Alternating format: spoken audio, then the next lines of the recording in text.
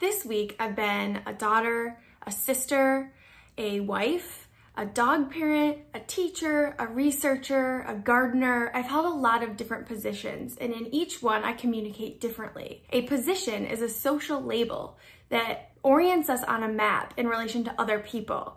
It tells us how we should behave and how we should communicate, and it shows us where we stand in comparison to other people. A position comes along with a set of expectations for behavior and communication, and this is called our role. So we typically refer to a role as like student, teacher, daughter, but we're gonna call those positions, and the role is the actual set of guidelines and expected behaviors that go along with it. There's a couple of important things to know about roles. First, roles are learned. We're not born knowing how to be a good sister or a good friend or a great student. Those are learned over time. So we observe how other people act in those positions, and we also figure out how people react to us when we're performing in those different positions. So I notice when I get good grades, that means I'm performing my student role well, and I will keep up those behaviors. Roles are generalized guidelines for behavior. So this means we have some level of control over how we perform in our role. So we've got some different guidelines and expectations that are set out for us by society and are socially accepted,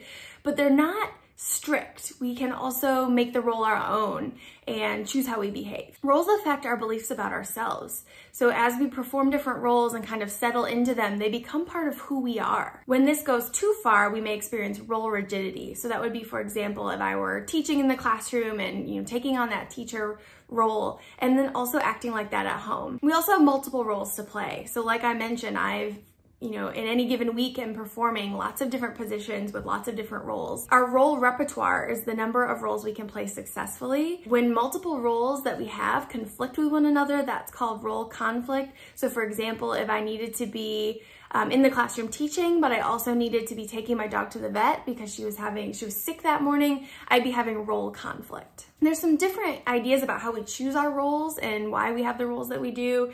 And they are mainly around how other people react to us when we are in the roles, and then also how much time and energy we've put into the roles. So if we have put a lot of time and energy in, we're gonna be more likely to stick to that kind of role.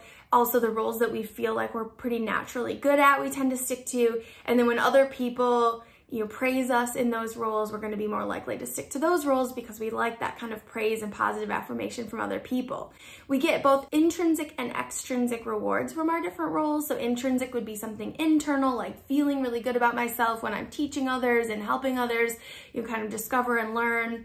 And then extrinsic rewards might be like the money that I receive for being a professor. Goffman was a sociologist who had a lot to say about social roles and how to understand and make sense of human behavior. So he used a theater-like lens or metaphor to talk about how we perform our roles, and perform is a really key word here. So he talks about life like the theater. So there's a front stage and a backstage, there's costumes and props. So if you think about the classroom, the classroom is the front stage. So front stages are public places where we perform as actors. So if we're all acting all the time in the classroom, the teacher is playing the teacher role, position, or performance, and then the students are also performing the student role. And for the performance to really happen and go off well, everyone has to play their part. So the teacher needs to be in the front, they need to be explaining things and sharing their knowledge. The students need to be in their seats, they need to be listening, they need to be participating when appropriate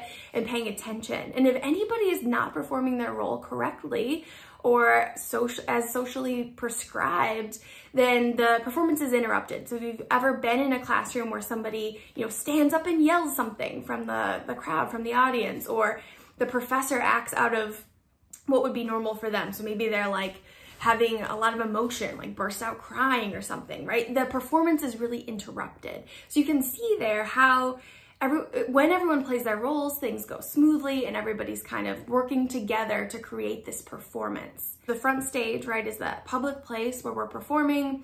The costume would be what the professor's wearing, what the students are wearing. We have very different outfits usually, right, and kind of uniforms. The props would be things like the projector, the computer, the whiteboard, note-taking papers and computers for the students.